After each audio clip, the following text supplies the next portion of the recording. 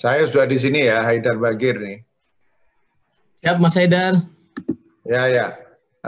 Kamera belum saya nyalain, nanti saya nyalain pada waktunya ya. Siap, siap, Mas. Urutannya gimana urutannya kalau boleh tahu? Kemarin saya dengan Mas Zaki, deh Pak Mul pertama memberi sambutan, Ya. kemudian Mas Komar, kemudian Mas Haidar, baru Mas Nur Jabir. Ya. Yang diharapkan dari kita komentar ya. Iya, atas buku itu. Bukan analisis ilmiah filosofis gitu, bukan ya? Boleh, Mas. Bebas, bebas. Bebas pokoknya. Nanti Mas Zaki lah yang atur itu. Oke, terima kasih ya. Siap. Kalau Mas Haidar bersabda itu pasti filosofis lah. Kok ada Mas Komar di situ? Ada Mas Komar ini. Oh iya. Iya. Enggak. Nanti Mas Komar bangsa hermeneutik Pak Mulyadi. Aku mengantarkan. Aku launching aja. Aku promosi. Aku covernya, judulnya, isinya nanti Mas Haidar. Oh gitu. Ya, saya daftar isi. Lah 7 jilid gitu. Berarti Mas Nur Jabir yang ini ya, bagian ini. Iya. sama bersih.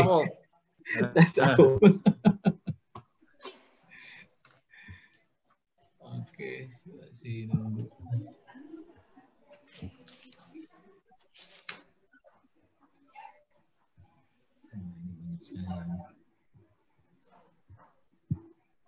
Saya masih nunggu Mas Pak Mul ini. Pak Mul belum, yang punya hajat belum tiba ini.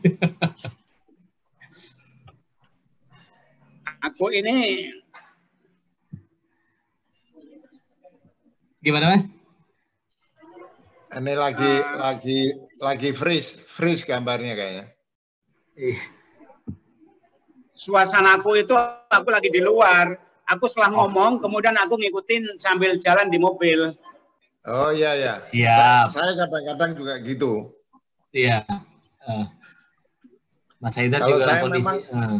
Saya ini kebetulan memang sekarang ini membatasi sedang harus mengurangi aktivitas. Oke. Tapi ya karena sudah keburu janji sebelum COVID ya, terpaksa masuk. Ya. Nanti setelah itu apa? Tanya jawab ya? Ada tanya jawab ya? Ada tanya jawab. Ya. Rozi. Oh, Pak Mul udah masuk. Iya, gimana Mas Komar? Iya, belum ada gambarnya nih. Oh, Pak Mul, sebentar. Kameranya belum dipencet, jangan-jangan Pak Mul. Apa kabar Pak Mulyadi? Kameranya Pak Mulyadi. Videonya. Ya? Waduh. Oh iya, sebentar. Iya, oke. Wah, ini dia tokoh kita. Ya, ini Pak Mulyadi tajalinya sudah keluar tajalinya.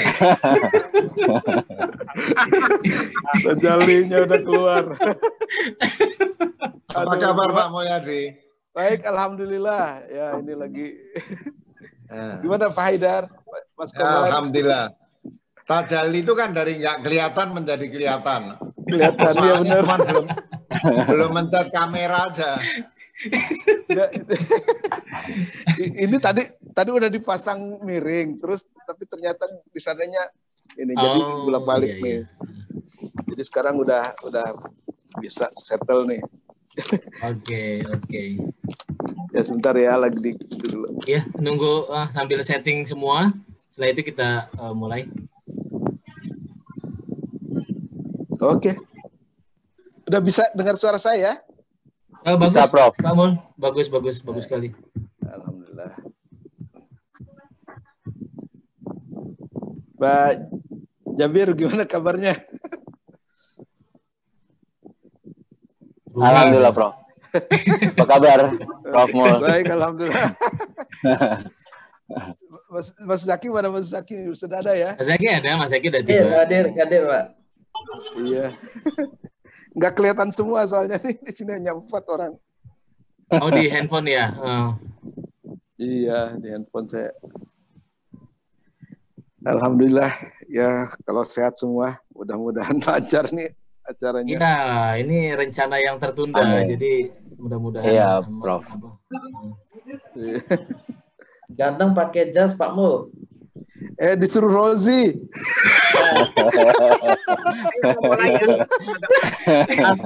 aspek apa yang namanya Jamalnya udah kelihatan.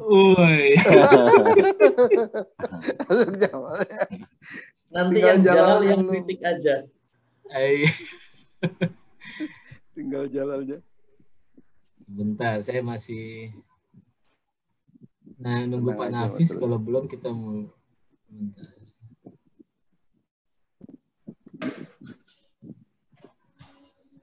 Oke.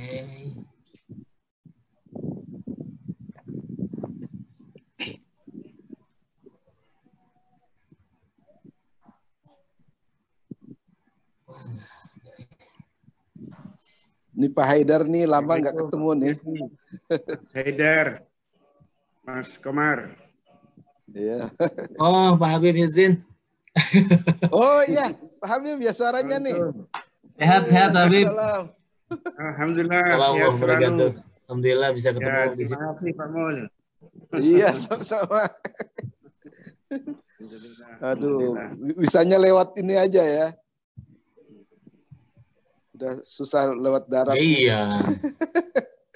Padahal dulu rencananya di darat ini udah bukan. Iya, bulan persis pas minggu-minggu awal ya, minggu-minggu Ya, awal COVID kita udah ini. Iya. Takut disalahin. Bahaya Pak Mul. Setelah acara kita, aduh, repot kita. Padahal seminggu sebelumnya di Sadra masih bisa saya hadir. Iya, iya. Ya banyak hikmahnya juga lah.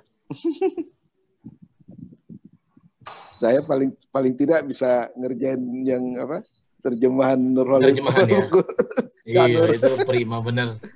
Omul prima betul itu. Iya, Rozi yang 100 itu udah saya itu. Tinggal besok saya rap gitu. Ya, boleh. Saya kirim ke Pak Greg. Iya. Beliau bersetuju mau baca itu proofreader, jadi saya kira iya. Jadi memang dicicil per 100 supaya nggak terlalu ini ya Pak Mul ya. Iya benar. Sambil saya meneruskan kan. Ini saya udah 500 halaman. Iya. Mudah-mudahan bulan ini 200 lagi jadi saya mencapai 700 lah. Tinggal 70 lagi. Aduh. Masih tulisan tangan Pak Mulyadi? Enggak, itu langsung di handphone. HP ya. Oh, di HP. Saya sekarang udah nggak kuat lagi duduk berjam-jam gitu. Jadi saya sambil senderan aja. Ya, saya sekarang kalau nulis buku tapi ya nggak setebel Pak Mulyadi, pakai HP juga sama. Iya, jadi kan baterainya habis, lupa, tahu-tahu hilang tulisannya. Ya Allah. Kok hilang? Biasanya nggak hilang. Ini gimana? Jam berapa mulai? Ya. Oke, ini jam 7:07. Iya. Gimana Pak Mul? Udah lewat. Ya silakan aja. Ya. Udah. Oke. Mulai aja. Peserta udah 100 loh. Iya, ini udah masih banyak yang masih mau di-approve, tapi kita mulai aja. Kalau nggak nonton di YouTube-nya kan? Ya, nonton di YouTube nanti kalau udah penuh. Saya lihat ada Mbak Omi tadi. Oke. Bismillahirrahmanirrahim.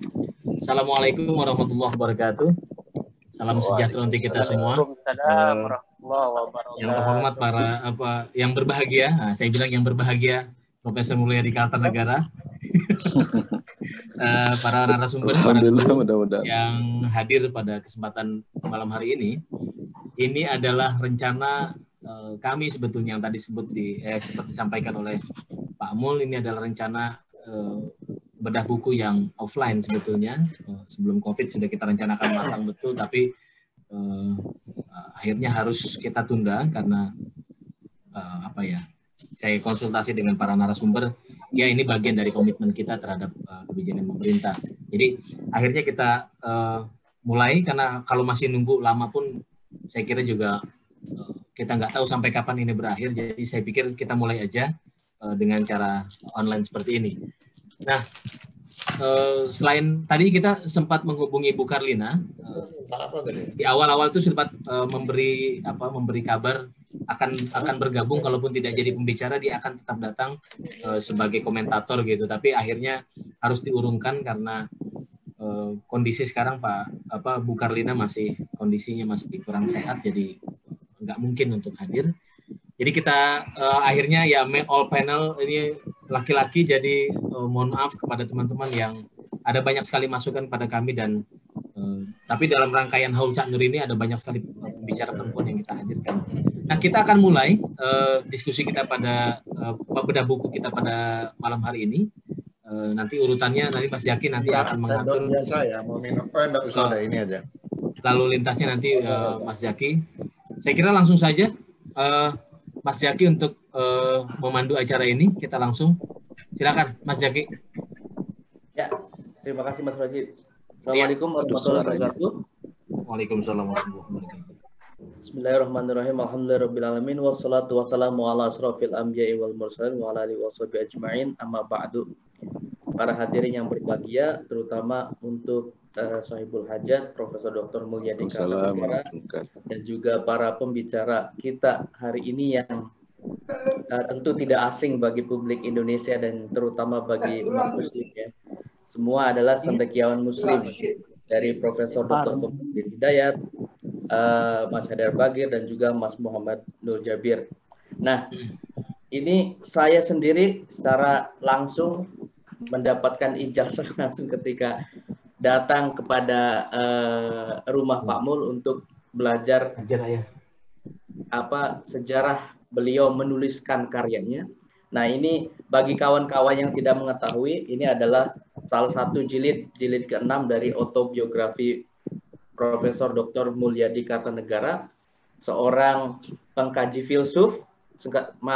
filsafat Islam, tapi pada dirinya sendiri juga merupakan seorang filsuf dalam pengertian menghayati berbagai macam pemikiran dari tradisi, bukan hanya tradisi Islam. Nanti Pak Mul akan bercerita di awal mengenai proses kreatif beliau dan juga barangkali sedikit memberikan bagaimana pengalaman Pak Mul dari masa muda hingga mencapai dewasa, kemudian belajar hingga ke University of Chicago di Amerika Serikat, dan banyak menulis karya-karya ilmiah dari tahun 2000-an hingga sekarang, mengalir, logikanya runut, dan juga tidak mengurangi dari apa istilahnya nuansa dari pemikiran Islam itu sendiri.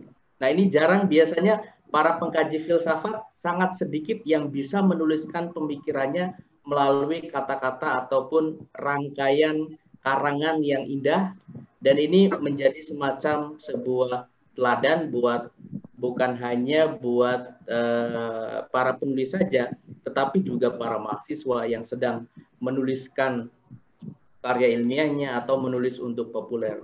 Nah, pada kesempatan kali ini kita tentu saja selain ingin mendengar langsung bagaimana Pak Mulyadi Kartanegara mungkin mendapatkan inspirasi intelektualnya dan juga spiritual, ini jangan lupa dalam biografi ini juga terdapat berbagai macam, bukan hanya soal intelektual tapi juga hal-hal yang personal.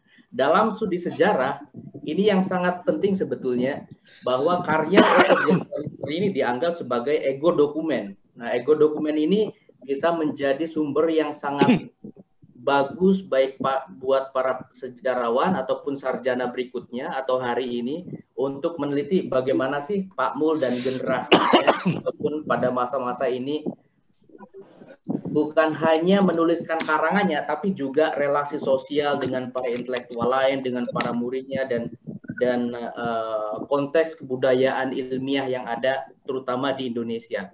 Nah, langsung saja kita ingin mendengarkan dan menyimak dari pemaparan Pak Mulyadi Kartanegara, bagaimana beliau mendapatkan inspirasi memasuki dunia filsafat Islam, dari misalkan dari kecil atau katakanlah dari SMA hingga ke tingkat universitas bahkan hingga doktoral.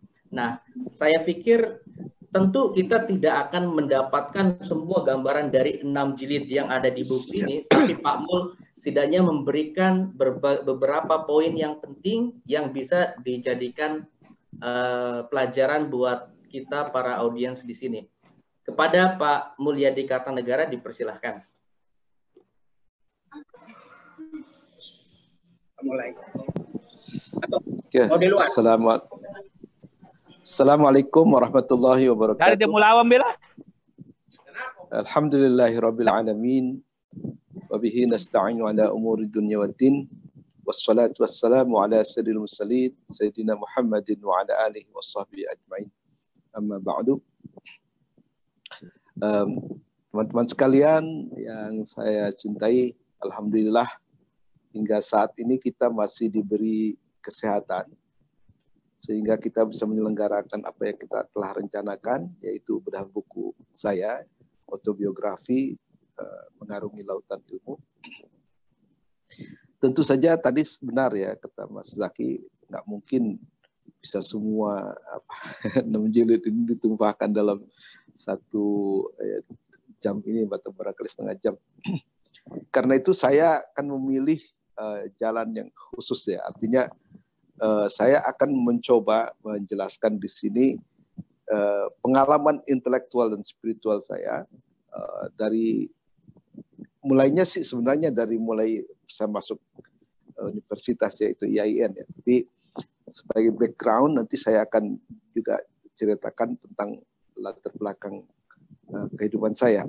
Jadi saya ini sebenarnya lahir di Tangerang di Kecamatan Legok ya. Kalau sekarang dekat BSD itu ya.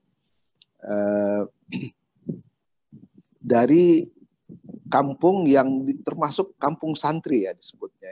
Jadi hanya kampung di situ yang kuat ya praktek agamanya dan sebagainya, dan kita punya seorang tokoh Kiai Haji Ismail yang dari situ saya banyak belajar tentang basic ajaran Islam, terutama fikih ya, kemudian juga ilmu kalam atau tauhid ya disebutnya, dan juga tajwid gitu. Jadi basic saya waktu saya masih di SD itu saya dapatkan dari situ. Jadi tata cara sholat dan sebagainya.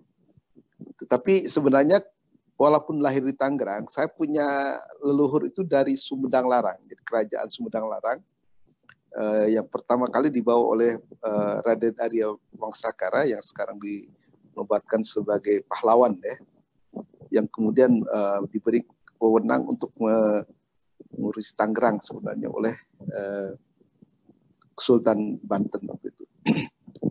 Nah, saya singkat saja waktu di SD itu dalam keadaan yang prihatin lah, terutama menjelang dan sesudah pemberontakan PKI tahun 65, di mana waktu itu ya belum ada yang pakai sepatu sekolah.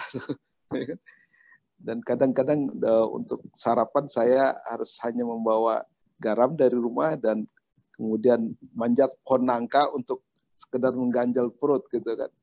Lalu minumnya di sumur tetangga di dekat sekolah. Jadi permulaan yang sangat simple ya, sangat sederhana. Tetapi saya mempunyai mungkin bakat ya, sedikit ada bakat di situ, di mana saya pernah ikut musabaqah tilawatul Quran di tingkat kecamatan, dapat juara kedua, dan lomba nyanyi juga dapat juara pertama di Kecamatan Legok, sehingga dikirim ke Kabupaten Tangerang waktu itu. Tapi untuk masa SD itu tidak banyak yang saya ingat. Tapi untuk pelajaran agama mungkin saya pernah mengecap madrasah. Ya, jadi SD paginya, madrasah siangnya. Tapi setelah tamat SD saya diminta oleh ibu. Saya waktu itu benar-benar masih mau kencur lah, tidak ngerti mau kemana, harus sekolah. Jadi saya turuti aja kehendak ibu saya. Akhirnya pindah ke PGA. 4 tahun di PGA saya menemukan boring ya, kurang tantangan gitu. Sehingga kemudian ketika tamat PGA tahun 75, saya dengar ada SPYIN, Sekolah Persatuan YIN, sehingga saya minta kepada ayah saya untuk diantar ke SPYIN yang sekarang itu merupakan rumah sakit ya dekat pas di depan IAIN itu dekat masjid. Disitulah saya sekolah, langsung masuk kelas 2 SPIAIN dan kemudian tamat tahun 77. Begitu masuk ke IAIN pada tahun 1978, di situ terjadi serangan tentara itu dan menduduki kampus IAIN waktu itu mungkin sampai 3 bulan, di mana saya kemudian balik ke kampung dan di sana saya sebagai orang Banten itu ikut belajar silat dan juga ilmu tenaga dalam atau apalah begitu. Nah, tetapi yang menarik adalah ketika di IAIN itu saya mulai diperkenalkan kepada satu ilmu yang tidak pernah saya dapatkan dari kampung. Ya, saya bekalnya adalah kata kiai saya, boleh masuk IAIN asal jangan keluar dari Ahlus Sunnah wal Jamaah, itu saja. Dan waktu itu juga saya belum tahu apa itu Ahlus Sunnah wal Jamaah. Nah, pemahaman saya tentang Ahli Sunnah wal Jamaah itu saya dapatkan dari buku Pak Harun, ya, terutama yang teologi Islam itu, di mana saya kemudian mendapat pengertian yang benar lah tentang siapa pendiri Ahli Sunnah wal Jamaah itu dan apa bedanya dengan yang lain. Tetapi kecenderungan rasional saya kemudian malah setelah mengerti Ahli Sunnah wal Jamaah malah cenderung kepada Mu'tazilah gitu. Ya, mungkin karena pembawaan Pak Harun juga gitu. Dan bagi saya waktu itu Mu'tazilah itu yang ideal untuk bangsa kita. Karena apa? Menekankan rasionalisme. Ya, jadi menghadapi dunia harus dengan rasional. Gitu. Dan lebih dari itu juga Mu'tazilah mengatakan bahwa kita adalah pencipta tindakan kita. Jadi kita punya kebebasan memilih untuk menentukan masa depan kita. Pada saat itu bagi saya itu merupakan satu daya tarik sendiri gitu ya. Jadi, penekanan pada rasionalisme di mana rasio diberikan peran yang lebih besar daripada misalnya yang dipahami oleh Asy'ari. Kemudian pemilihan kebebasan memilih itu juga bagi saya merupakan sesuatu yang baru ya, karena selama ini kita memahami diri kita itu lebih pasif ya. Ya, lebih cenderung kepada Jabariyah daripada Qadariyah. Nah, tetapi kecenderungan rasionalisme saya tumbuh dengan pesat sehingga kemudian saya merasa bahkan Mu'tazilah pun tidak memberi kepuasan. Mu'tazilah serasional apapun dia masih tetap dibelenggu oleh dogma, oleh ajaran agama. Saya ingin sebuah filsafat yang betul-betul murni yang mengandalkan akal pikiran. Karena pada saat itu saya sudah menjadi rasionalis yang kalau tidak rasional tidak benar lagi. Seperti itu. Nah, akhirnya saya mempelajari filsafat barat. Dan di antara filsafat barat yang paling menarik adalah eksistensialisme. Ya. Karena eksistensialisme adalah sebuah aliran filsafat yang menekankan juga kebebasan memilih. Bagi mereka, to exist adalah memilih tindakan. Jadi kita harus bertindak sesuai dengan pilihan kita. Dan bagi mereka, esensi manusia itu di masa depan. Jadi kata Sartre, kita sedang dalam keadaan menyedang, ya, dalam keadaan menjadi. Jadi manusia menentukan masa depan, esensinya itu dengan cara memilih. Dan itulah yang membedakan cara berada manusia dengan cara berada hewan atau yang lainnya selain manusia. Jadi manusia eksistensinya ditentukan oleh pilihan kita. Nah, ini bagi saya juga merupakan satu pengetahuan ya, satu ide yang sangat cemerlang bagi saya.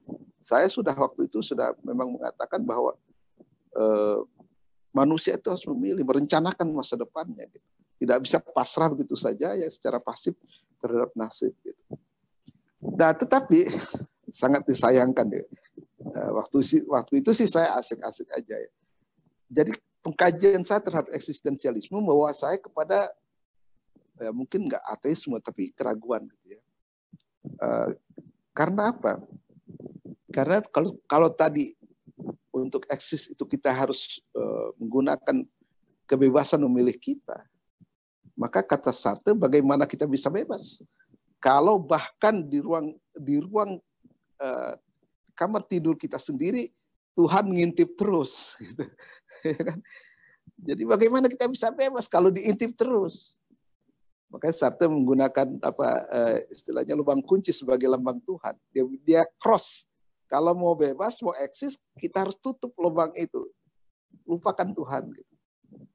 Nah, itu satu yang membawa saya kemudian ke arah yang, waduh ini bisa. Tapi waktu itu saya enjoy aja gitu. Diikutin aja. Karena kalau saya belajar itu betul-betul untuk diterapkan pada diri sendiri gitu. Kan hanya sekedar pengetahuan. Saya masih sangat rasionalis pada saat itu. Nah, lebih parah lagi ketika saya baca Nietzsche. Jadi Nietzsche bukan hanya soal kebebasan memilih ya untuk eksis, tapi dia mencita-citakan sebuah manusia menjadi Ubermensch, ya Superman, manusia besar. Dan syarat untuk menjadi manusia besar kata dia adalah kreativitas, mencipta. Jadi untuk menjadi manusia besar kita harus mencipta.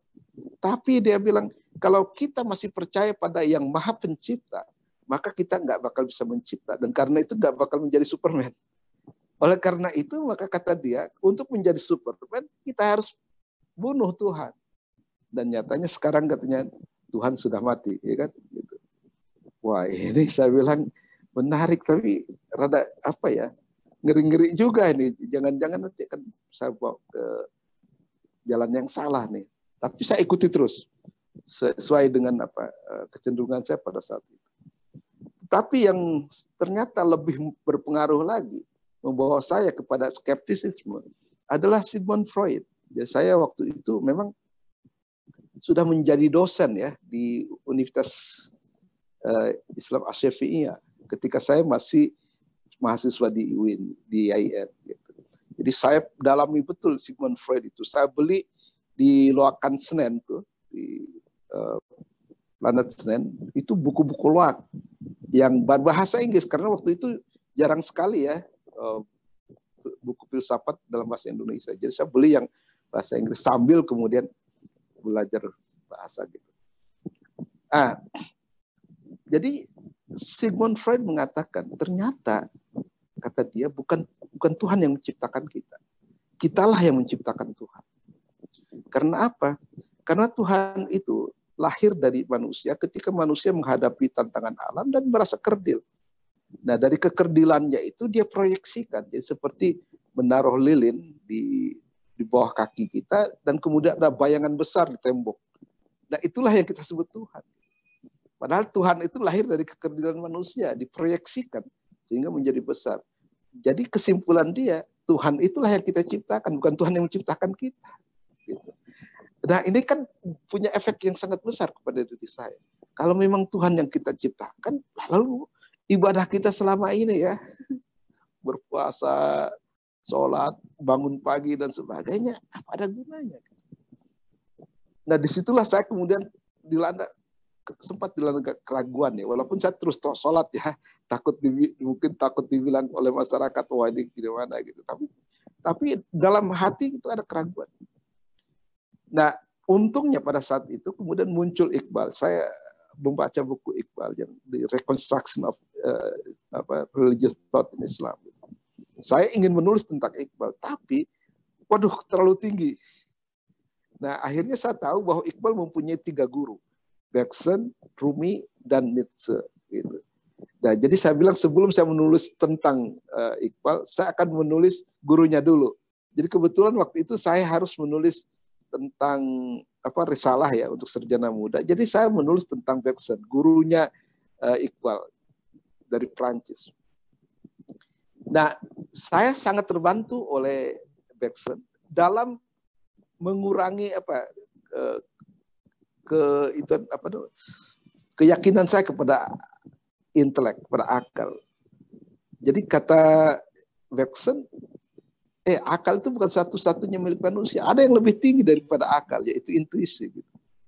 Dan akal, dia kritik, itu tidak, ketika mau mengetahui, dia tidak akan bisa menyentuh dasar daripada objeknya. Karena akal tergantung kepada simbol, dan simbol itu hanya berputar-putar saja.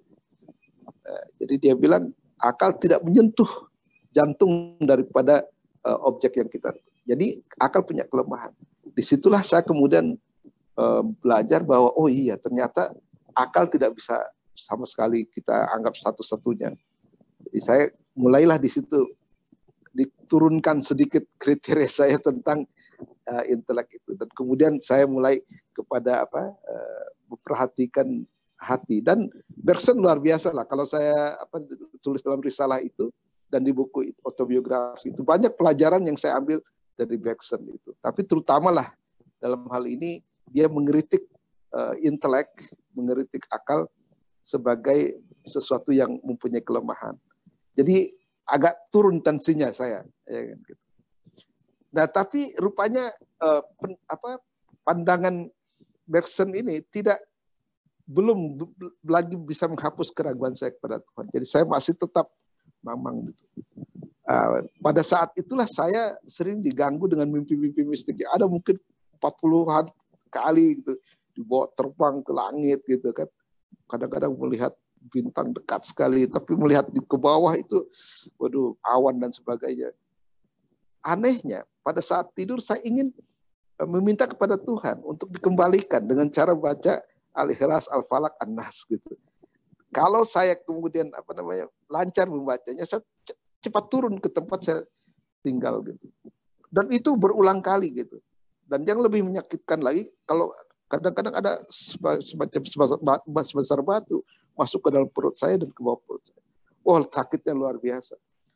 Nah, akhirnya saya berpikir, ini kenapa ini? Jangan-jangan karena saya membaca filsafat itu. Jadi saya agak ngerem dulu ke filsafat itu. Jadi kemudian ketika saya harus menulis skripsi, saya pilih Jalaluddin Rumi. Karena apa? Jalaluddin Rumi adalah guru kedua dari Iqbal. Jadi sebenarnya ingin sekali menulis Iqbal, tapi saya pelajari dulu guru-gurunya. Saya tidak mempelajari Nietzsche karena dia tidak orientasinya tidak agamis gitu. Jadi saya ingin sebenarnya kembali ke dalam iman, tapi dalam strata yang lebih tinggi tentunya. Karena nggak mungkin saya langsung dari filsafat kemudian menerima ajaran agama secara dogmatis saja. Disitulah saya kemudian merasa bersyukur bahwa jalan Rumi kemudian bisa membawa kembali saya ke dalam keimanan gitu. Dan dengan teguh. Karena apa? Karena kritik-kritik Jalaluddin Rumi terhadap kaum materialis, kaum realis itu sangat strong ya, sangat kuat sekali. Misalnya dia mengkritik kaum realis yang mengatakan kaum realis itu dia hanya melihat yang nampak saja, padahal yang zahir saja. Padahal ketika kita mengatakan ada yang zahir, pasti ada yang batin. Mereka lupa. Kata Rumi, segala sesuatu itu ada surah, ada makna. Mereka hanya melihat surah saja, maknanya tidak. Nah, ketika ada debu mengepul ke udara, mereka mengatakan, lihat itu debu. Tapi melupakan fakta bahwa debu tidak akan mengepul ke udara kalau tidak ada angin, dan angin tidak bisa dilihat. Jadi banyak sekali ya yang saya pelajari dari Rumi yang kemudian menguatkan keyakinan saya bahwa ada sesuatu yang memang di luar dunia fisik. Singkat kata, Jalaluddin Rumi membawa saya kembali kepada keimanan saya. Nanti kalau ada yang tanya bolehlah bagaimana prosesnya. Nah, ketika itu saya kemudian tamat dari IAIN, dan tanpa disangka saya kemudian mendapatkan tawaran mendapatkan beasiswa Fulbright ke Amerika. Kenapa tanpa disangka? Karena saya waktu itu belum menjadi pegawai negeri, baru calon ya. Nah, tetapi ketika saya belajar langsung dengan Pak Zurrahman, itu saya kembali membaca filsafat, tapi dengan confident gitu. Filsafat saya akan tundukkan gitu. Sebelumnya itu saya takut-takut lagi tuh. Ya, takut-takut. Setelah saya gandrungi tasawuf, kemudian saya agak takut menjauh. Tapi begitu saya berhadapan dengan Fazlur Rahman, confidence saya tetap udah ini maafan. Jadi saya nggak takut lagi membaca filsafat. Tapi masih tetap saja gitu. Concernnya dengan pembuktian adanya Tuhan. Oleh karena itu paper saya yang pertama ditulis di kelas Fazlur Rahman adalah the proof for God existence. Jadi bukti adanya Tuhan. Jadi masih tetap itu, masih penasaran, masih ingin buktikan secara rasional bahwa Tuhan itu ada. Nah, di sanalah kemudian saya juga berkenalan dengan Ibnu Arabi. Jadi sebelumnya saya belum berkenalan dengan Ibnu Arabi, dan salah satu yang saya ambil dari Ibnu Arabi adalah tentang dua aspek Tuhan. Jadi yang tansih dengan tasbih. Dan itu terrefleksi dalam buku saya Menembus Batas Waktu, dua wajah Tuhan gitu. Jadi Tuhan sebagai zat dan Tuhan sebagai sifat. Itu di situ saya baru, artinya gini, kalau tadinya saya hanya mencoba membuktikan saja gitu, bahwa Tuhan ada, tapi belum lagi masuk ke dalam konsep. Nah, Ibnu Arabi lah yang kemudian memberikan bahan-bahan konsep tentang Tuhan itu kepada saya pada saat itu. Nah, akhirnya pada tahun 1996 saya tamat, dapat meraih doktor, kemudian saya kembali dan mengajar di Pasca. Nah, saya ingat pesan daripada pembimbing saya, yaitu Profesor Wadad Kadi. Ada yang bilang Widad, ada yang Wadad Kadi. Dia bilang bahwa disertasi itu hanyalah sebuah driving license. Jadi SIM saja gitu. Jadi karir sarjana dimulai dengan itu. Jadi bukan akhir ya. Ada yang mengatakan dokter itu akhir gitu dari karir kita. Tapi dia mengatakan enggak, itu baru SIM saja. Jadi karena itu mulai sekarang kamu harus berkarya. Jadi itulah sebabnya pulang dari Amerika saya terus ingin menulis gitu. Dan menulis itu adalah dalam rangka menjawab beberapa persoalan yang saya dapatkan gitu, terutama tantangan dari Barat. Saya ketika mengajar filsafat itu dan diganggu oleh oleh orang-orang ateis itu ya, seperti Sigmund Freud dan sebagainya. Nah, saya merasa bahwa kesempatan itulah saya akan mengkritik mereka. Ya, karena mereka mengkritik agama nggak tanggung-tanggung, dan saya nggak rela gitu agama kemudian dikritik begitu saja dan tidak ada jawaban. Saya sebenarnya betul-betul mengharap bahwa ada jawaban misalnya terhadap Darwin, terhadap Sigmund Freud yang ateis karena ilmu, oleh orang-orang yang memang mempelajari biologi misalnya, atau mempelajari astrofisika, atau mempelajari psikologi dan sebagainya dari Indonesia. Tapi saya tunggu-tunggu nggak ada tuh orang yang studi psikologi misalnya mengkritik Sigmund Freud, nggak ada. Padahal itu berbahaya sekali kan, gitu. Nah, akhirnya dengan segala yang ada, maksudnya dengan belajar sendiri gitu, cabang-cabang ilmu itu saya memberanikan diri saja mengkritik. Dan kritik saya itu pertama ditulis ketika saya mendapatkan undangan seminar di Lampung, Yayan Lampung, dan saya menulisnya di kereta Taksaka dari Jogja ke Jakarta. Disitulah saya menulis kritik saya terhadap para pengkritik. Jadi di situ Laplace saya kritik, Darwin saya kritik, Freud juga saya kritik, Emil Durkheim juga saya kritik.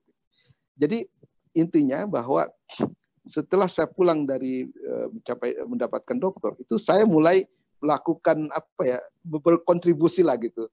Kalau tadi kan mendapatkan ilmu, sekarang tinggal saya bagaimana menggunakan ilmu saya ini untuk kemudian mengkritik yang batil gitu. Saya melihat bahwa pandangan-pandangan keilmuan Barat itu salah lagi, gitu, keliru. Ada yang keliru menurut pandangan Islam, makanya saya kritik mereka. Tapi bukan dengan cara dogmatis. Jadi kalau mengkritik filsafat ya harus dengan cara filsafat. Kalau mengkritik sains harus dengan cara filsafat. Jadi ketika saya ingin mengkritik Freud yang saya kategorikan sebagai materialis gitu, saya betul-betul pelajari buku-buku fisika yang mengatakan bahwa sebenarnya dunia ini tidak terdiri dari semata-mata materi gitu. Ya, jadi ada Brian Hines mengatakan bahwa sebenarnya ketika kita mengatakan dunia terdiri dari atom, lihat atom. Sebenarnya atom itu lebih banyak non fisiknya. Katakanlah misalnya proton, neutron, dan elektron itu adalah materi dari atom. Tapi kan posisi elektron itu jauh sekali dari intinya. Dan di antara inti dan orbitnya itu non fisik. Jadi kata dia, kalau misalnya kita bisa membesarkan inti atom sebesar kelereng, itu elektron itu kira-kira 300 meter mengelilingi. Jarak antara 300 itu non fisik. Jadi kalau dipikir ya atom itu unsur non fisiknya justru lebih banyak. Jadi katanya manusia kalau kita padatkan inti atomnya itu hanya sebesar ujung pensil. Jadi yang lain itu adalah non fisik gitu. Nah, kemudian saya baca lagi Fritjof Capra di Tao of Physics dan dia mengatakan bahwa pada final analysis gitu ya, ternyata alam fisik itu nggak ada. Jadi alam fisik misalnya dibagi menjadi molekul, molekul jadi atom, atom dibagi lagi menjadi hadron, hadron dibagi lagi menjadi quark. Setelah itu habis. Ternyata tidak ada building block. Yang ada adalah hidden connection. Jadi realitas dunia fisik lalu apa gitu? Ternyata nothing gitu kan. Nah, jadi saya mengatakan udah saatnya para materialis yang percaya bahwa yang paling esensial di dunia ini adalah yang fisik untuk mengubah pendiriannya. Nah, jadi itu kritik pertama saya kepada para ilmu, saya menyebutnya para nabi sains modern gitu. Nah, kritik yang berikutnya saya tulis dalam buku yang kedua di Mizan itu ya. Ini ada Pak Haidar di sini nih. Ya, pengantar epistemologi Islam atau minjak tirai kejahilan. Di situ saya kemudian mendialogkan ya. Jadi saya mengkritik paradigma epistemologi Barat dengan mengkonstruksi paradigma epistemologi Islam. Jadi di situ ada destruksi, tapi ada konstruksi gitu. Jadi saya mengkritik Barat, tapi membangun epistemologi. Alhamdulillah buku itu inspirasinya sebenarnya karena saya diminta mengajar oleh IAIN pasca IAIN Sunan Kalijaga ya. Tapi setelah saya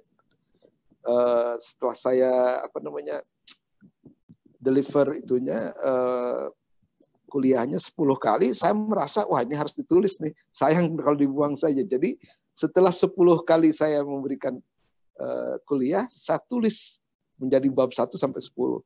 Berikutnya adalah ada 14. Jadi 14 bab itu saya tulis berdasarkan kepada pengajaran saya di IAIN Jogja itu. Gitu. Tapi yang intinya adalah di situ saya merasa bahwa ada pandangan yang keliru di Barat, sehingga kemudian di ujung buku itu saya punya gagasan tentang Islamisasi ilmu. Jadi saya merasa ini perlu diislamkan. Karena dulu ilmu kan diambil dari Islam, kemudian disekulerkan. Nah sekarang udah sekuler, ya dibawa lagi ke Islam harus diislamkan. Walaupun dengan Islamisasi itu saya tidak setuju dengan ayatisasi gitu kan. Saya melihat bahwa Islamisasi sebenarnya bagian daripada naturalisasi ilmu. Dan naturalisasi ilmu terjadi sejak dari masa Mesopotamia. Ketika orang-orang Yunani mengambil ilmu dari wilayah sekitarnya, dibawa ke Yunani, ya diyunanikan. Ketika Islam kemudian mengambil ilmu dari Yunani, dari India, dari Persia, kemudian diislamkan. Nah, ketika dari Islam datang ke Barat, dibaratkan. Jadi itu naturalisasi saja. Pempribumian ilmu. Jadi Islamisasi itu sebagai satu bagian daripada, atau satu contoh daripada pribumisasi. Jadi kenapa setelah dari Barat kemudian tidak boleh diubah-ubah? Ya harus dong. Ya disesuaikan dengan tempat di mana kita berada.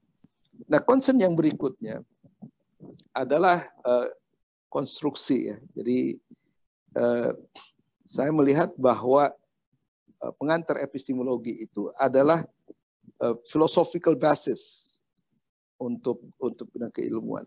Kemudian saya menulis integrasi ilmu yang itu sebenarnya diminta oleh dekan Fakultas Usuluddin waktu itu, Amsal Bahtir kalau tidak salah ya. Dan saya ditantang untuk menulis buku itu dalam 1 bulan puasa waktu itu, karena itu udah hampir akhir tahun ya. Jadi Depak ada dana untuk itu. Jadi alhamdulillah saya tulis itu 27 hari integrasi ilmu itu, dan itu levelnya adalah sudah turun 1 level dibandingkan dengan pengantar epistemologi. Jadi integrasi ilmu itu sudah merupakan aplikasi, konsep aplikasi yang bisa diterapkan di universitas. Setelah itu saya menulis lagi namanya reaktualisasi tradisi ilmiah Islam. Jadi saya ingin membuktikan bahwa konsep integrasi ilmu itu sebenarnya sudah dipraktikkan oleh para sarjana dulu. Gitu.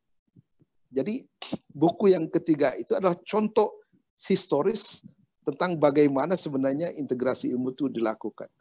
Jadi ini trilogi sebenarnya itu harus dibaca berurutan ya. Pengantar epistemologi Islam, kemudian integrasi ilmu, dan reaktualisasi tradisi ilmiah Islam. Mengapa saya menulis tradisi ilmiah Islam? Karena saya merasa bahwa kita ini di Indonesia lebih banyak mengenal tradisi ilmiah Barat daripada mengenal tradisi ilmiah Islam. Maka saya mengambil kesempatan, ya, di mana di situ saya udah bilang sama Pak Zaki nanti tolong diulas nih buku ini, karena itu bukunya kurang populer ya, maksudnya diterbitkan oleh BI ya, tapi distribusinya kurang, jadi mungkin kurang dibaca. Tapi menurut saya itu sangat penting sekali. Jadi kita bercermin dari tradisi ilmiah sarjana-sarjana dulu, bagaimana mereka mengkonstruksi sebuah tradisi ilmiah yang itu bisa menjadi besar ya, bahkan lebih besar dari Barat pada saat itu. Nah, saya kemudian di situ membukalah kunci-kunci rahasia sukses mereka sebagai ilmuwan yang bukan hanya diakui di dunia Islam tadi, tapi juga di dunia internasional. Jadi di situ saya bicara tentang faktor-faktor yang mendukung perkembangan ilmu, kemudian lembaga pendidikan, sistem pendidikan, kemudian juga aktivitas keilmuan dan sebagainya gitu. Nah, kemudian ini bagian mungkin agak terakhirnya ya. Ada usaha-usaha saya dengan teman-teman untuk bagaimana mengkonkretkan integrasi ilmu. Jadi buku integrasi ilmu itu yang saya tulis itu sebenarnya merupakan basis filosofis bagi integrasi antara ilmu-ilmu agama dan ilmu umum. Kebanyakan kita mempraktekannya tidak berdasarkan kepada basis filosofis yang kuat. Dan saya menemukan bahwa sebenarnya integrasi ilmu antara ilmu-ilmu agama dan umum itulah ditemukan dalam kenyataan bahwa objek utama dari ilmu-ilmu agama itu Quran. Dan objek utama dari ilmu rasional itu adalah alam. Tapi dua-duanya menurut agama Islam itu adalah ayat Allah. Jadi sebenarnya yang dibahas oleh fisika, yang dibahas oleh ilmu kalam dan tasawuf itu sebenarnya sama-sama ayat Allah. Jadi di situ sebenarnya kita bisa mengintegrasikan. Tapi masalahnya adalah bahwa setelah kita belajar dari Barat secara ilmiah, maka kita menerapkan apa yang di Barat itu, dan kemudian mungkin mengikuti fatwa dari Darwin bahwa haram hukumnya membawa Tuhan dalam kajian ilmiah. Sehingga kita yang dari Barat itu kebanyakan memang ya hanya alam saja gitu. Tidak dikaitkan dia sebagai ayat Allah. Nah, padahal dalam Islam jelas sekali bahwa alam ini bukan realitas terakhir. Dia adalah tanda. Dan kita harus kemudian beranjak dari tanda kepada yang ditandai. Nah, tapi secara lebih konkret, ketika kita mendirikan CIE ya, Center for Islamic Epistemology di Al-Suludin, kita udah berusaha untuk membuat satu buku yang imbang gitu, di mana ilmu-ilmu agama dan ilmu-ilmu umum itu kemudian disajikan dalam buku itu. Jadi misalnya ada ilmu-ilmu agama ya, Quran, hadis, fikih, kalam dan sebagainya, tapi juga ada ilmu-ilmu rasional. Saya menulis misalnya tentang tasawuf, filsafat, sains, matematik, psikologi, ekonomi, politik dan ekonomi ya. Nah, itu dimaksudkan supaya orang yang belajar di ilmu-ilmu agama bisa membaca buku-buku yang umum ya, atau pengetahuan yang umum. yang umum kemudian bisa membaca ilmu agama dalam buku itu. Jadi sebenarnya upaya untuk mengintegrasikan ilmu sudah sampai ke arah sana gitu. Sayangnya buku itu tidak jadi menjadi buku wajib di UIN.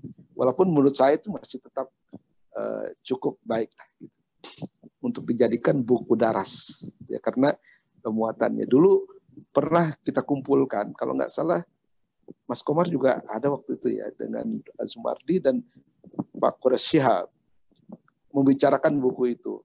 Lalu kata Pak Shihab, bisik-bisik kepada saya, ini buku ini kurang bagus, tidak bagus. Saya bilang kok nggak bagus, tapi bagus sekali katanya gitu. Tidak bagus tapi bagus sekali katanya gitu. Wah, saya bilang ini buku gini katanya, walaupun itu ditulis oleh beberapa orang, tapi ada tema yang menyatu gitu. Nah seperti itu. Mungkin itu yang ini ya, yang penting untuk sekarang. Oh, satu lagi yaitu 3 bidang yang menarik perhatian saya, yaitu falsafat, tasawuf, dan kemudian sains. Nah itu juga dalam rangka integrasi ilmu. Jadi menurut saya, ini ketiga ilmu ini jangan dipisah. Itu harus disatukan. Karena itu merupakan 3 aspek dari kebenaran yang sama. Apakah bisa mengintegrasikan 3 cabang itu? Menurut saya bisa. Karena apa? Karena faktanya adalah bahwa sains dikembangkan dengan menggunakan indera. Filsafat adalah pemaksimalan penggunaan akal, dan tasawuf adalah penggunaan hati. Dan ketiga-tiganya, yaitu indera, akal, dan hati, ada dalam satu person, dalam satu pribadi. Jadi kalau itu bisa disatukan di situ, maka sebenarnya harus bisa diintegrasikan. Gitu. Jadi 3 ilmu ini adalah 3 aspek dari kebenaran yang sama. Jadi jangan dipisah. Jangan kalau udah menjadi sufi, tuh, apa itu filsafat, apa itu sains. Tapi jangan juga kalau menjadi saintis kemudian menganggap filsafat dan tasawuf tidak berguna. Nah itu saja, sebenarnya masih ada banyak yang akan saya sampaikan, terutama tentang pendirian lembaga studi club ya. Saya sebut saja mungkin satu Respondio ya. Jadi Respondio itu saya dirikan atas permintaan Saiful Muzani dan teman-teman. Ya, jadi waktu itu jadi mahasiswa saya dalam sejarah filsafat Islam. Mereka datang kepada saya, Pak Mul, katanya kita bentuk yuk study club supaya kami ini nih ingin masih haus gitu, nggak cukup dengan di kelas. Tapi yang boleh, tapi nanti masing-masing setiap minggu memberikan paper. Alhamdulillah ya, jadi itu kemudian berjalan, dan Respondia ini kemudian setelah saya pergi ke Amerika pecah menjadi Formaci dan kemudian Respondia 2. Formaci di bawah Saiful Muzani dan Respondia 2 di bawah Ade Komarudin. Anggota yang lain Alimun Hanif dan Nanang Tahqiq ya. Ya kemudian ada lagi pengajian di rumah saya sendiri yang itu juga mungkin melibatkan 20 mahasiswa saya di sana, dan juga cukup memberikan pengaruh ya. Kemudian Puskapit ya, waktu Pak Komar menjadi rektor, beliau merestui pendirian Pusat Kajian Filsafat dan Tasawuf.